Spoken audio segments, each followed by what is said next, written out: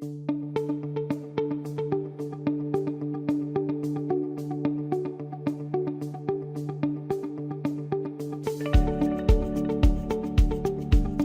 everyone, this is Brian Daniel. This is the first of a series of best practices videos we are producing. The goal of these videos is to reinforce some of the key aspects we covered during your training class. We trust these videos will serve as a good review tool you can use, especially if it's been a while since your last measurement. I want to emphasize though that the videos we produce are not a substitute for our 3-day certified training class. There's just no way to cover all the details we cover in a class within the video. Most importantly, due to the extremely important task of measuring dimensional loads and all the risks involved, no one should use the SafeLoad laser measurement system without first completing certified training. Throughout this presentation, you'll see photos of actual projects where SafeLoad is deployed. You may notice two different types of targets being used. Version 1 yellow targets and version 2 orange targets. While the appearance and materials of the targets have changed, both targets still serve the same purpose. That's all of the introduction items. Now let's get started with the presentation. I'd like to start with a word about safety. As everyone is aware, railroad environments are very busy and dangerous places. Always follow your normal safety procedures, such as having blue flag protection, monitoring any adjacent track traffic, and always set up in a location that's safe for both you and the laser. If you're working by yourself, you'll probably need to leave the laser unattended at times to do work around the load you're measuring. So it's important to set up the laser where it won't be exposed to other workers or vehicular traffic. Evaluating the load. Before you start measuring, there's some important things you need to determine about the load. Is it centered on the car deck? Is it offset to one side? Is it rotated on the deck? And if so, where is the wide corner? This is very important. Once you've determined how the load is situated on the car deck, you can better decide what needs to be measured to define the correct clearance profile. Regardless of the shape of a load, the final clearance profile will be symmetrical. Using this example, all key protrusions will be mirrored onto the other side of the car.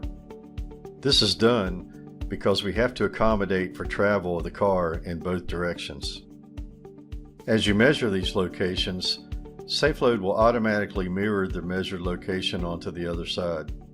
Usually, you'll have to set up on both sides of the car to accomplish this.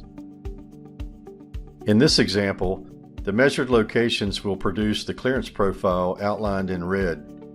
Now this is just an example.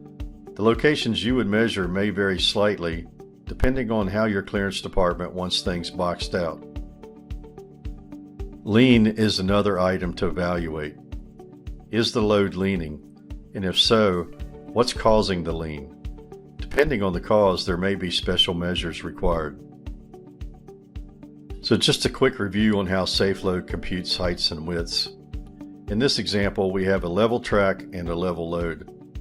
When you take a measurement to a point, the height perpendicular to the top of rail plane is computed.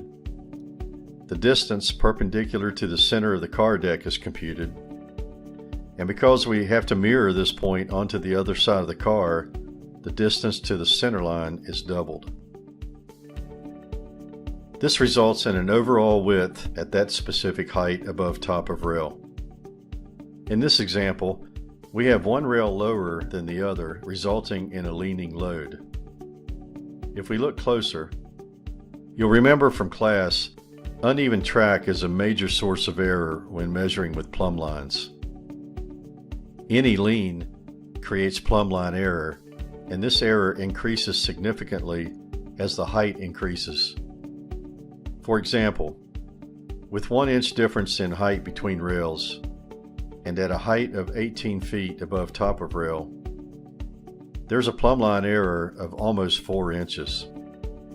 This is why SafeLoad is so important, because we define a top of rail plane with the TRTs and then project the car deck centerline perpendicular to this plane.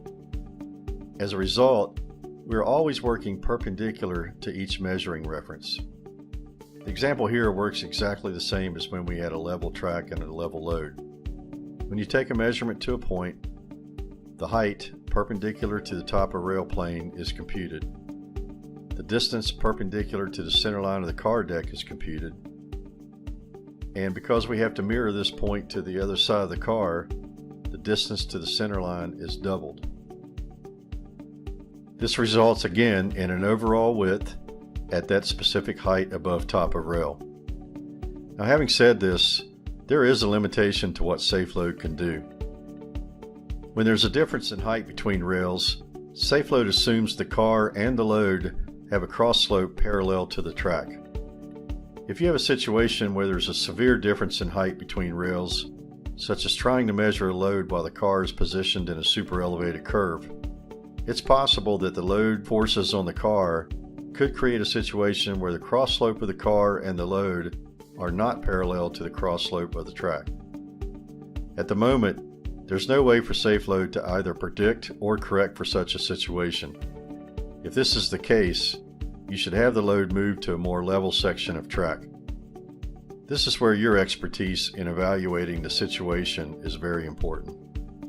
Remember, even though SafeLoad does correct for uneven track up to a point, the AAR open-top loading rules state that the loaded car or cars must be on level track when measured. I'd like to share with you a special case that I was involved with and how it was handled. And I hope that maybe this will help you sometime down the road.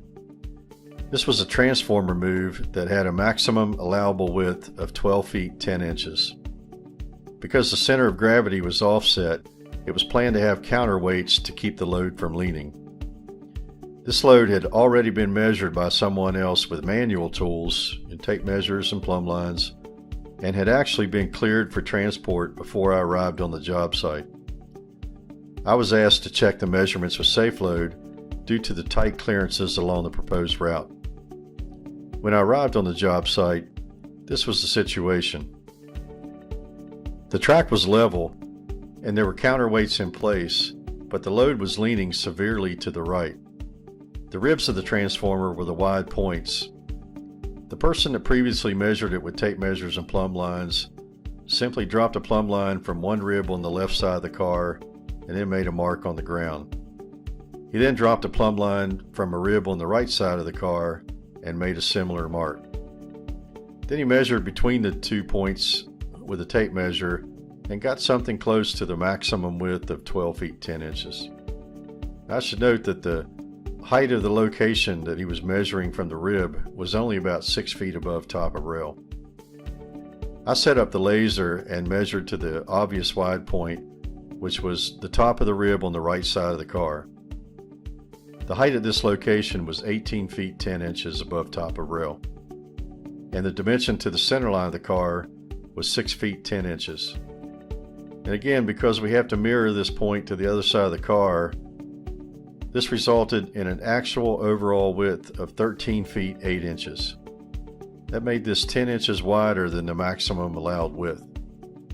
So had this transformer been transported as it was, it would have struck the first bridge it crossed. The rigging company was instructed to add more counterweights. And the counterweights leveled the car out and brought the actual width to an acceptable tolerance for transport. This was a classic example of how much error can be introduced to measurements when using plumb lines on leaning loads. So if you're not using SafeLoad for some reason on a particular load, please be extremely careful whenever there's uneven track or any lean involved with your project. Magnetic car target placement. We use the magnetic car targets to establish the car deck centerline. This is the reference for all width measurements. There's two ways we can do this in SafeLoad. Method 1, mark the center line at each end of the car deck and place 2 vertical magnetic targets on the center line at both ends of the car. Measuring the 2 targets stores the car deck center line in SafeLoad. In method 2, and this is the most common method, we place two horizontal magnetic car targets on the same edge of the car at both ends of the car. When we measure the two targets, the software computes the vector between the targets, which creates a line 4 inches offset and parallel to the edge of the car deck. This is because the target is 4 inches from the center to the base. Then the software offsets 1/2 the entered car deck width value to establish the center line. So here's what the targets would look like on a real car. Method 1, using the car deck center line, and method 2, using the edge of the car deck. One question that often comes up in a class is where to place the targets on a depressed center flat. You should measure the deck width and place the targets in the depressed center area as shown in this photo. This is the section of the car that the rigger will use to position the load. If you're using the car deck edge option in SafeLoad on a bolster load, it may be appropriate to place the magnetic targets on the bolster itself or the saddle, and use the width of the bolster as the car deck width in SafeLoad software. Remember, we're just defining a center line. In this photo, the inspector used the saddles as the edge of the car, as the load was centered in the saddles. Measuring the car deck width. This task is a little bit different when measuring with SafeLoad versus manual methods, so let's look at the details. Remember, there's only one car deck center line, so whether you measure the deck width at the most narrow location or the widest location, the center line is the same. When using the car deck edge option in SafeLoad to determine the center line, you will always measure the deck width from the edge where you place your magnetic targets. In this example, we're using the narrowest part of the car deck. In this example, we're using the widest part of the car deck. The deck center line remains the same though. When using the car deck center line option in SafeLoad, measure the deck width where you will take your check shots after your laser orientation. If you measure the deck at the narrow section, then take your check shots at the narrow section. And if you measure the deck at the widest section, then take your check shots accordingly as shown in this diagram. Recording your observations. When you're evaluating the load and determining the car deck width, I suggest you take notes. We offer this SafeLoad check shot notebook that's already laid out specifically for this task.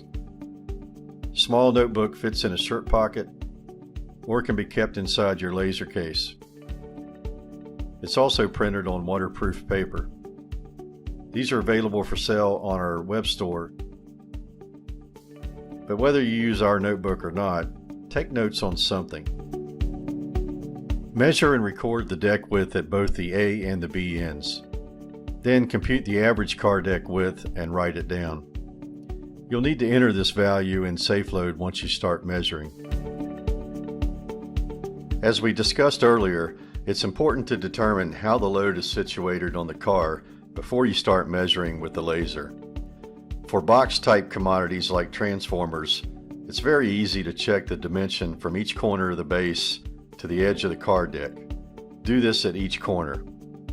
Determine how the load is situated on the car, sketch it, or write down the values measured.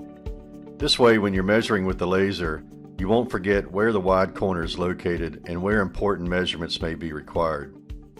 Also, you'll want to note any special items such as damage to the load. Write it down as a reminder and then take photos of it in SafeLoad. You may even want to take a photo of your notes in SafeLoad to include it as part of your final report. The job you do is highly specialized and extremely critical, as many high-wide loads are worth millions of dollars. When you measure a load, you're responsible for those measurements. I hope this video helps you to be safer, more efficient, and even more accurate with your SafeLoad system. Please feel free to contact me directly with any feedback or questions that you may have. Have a safe day.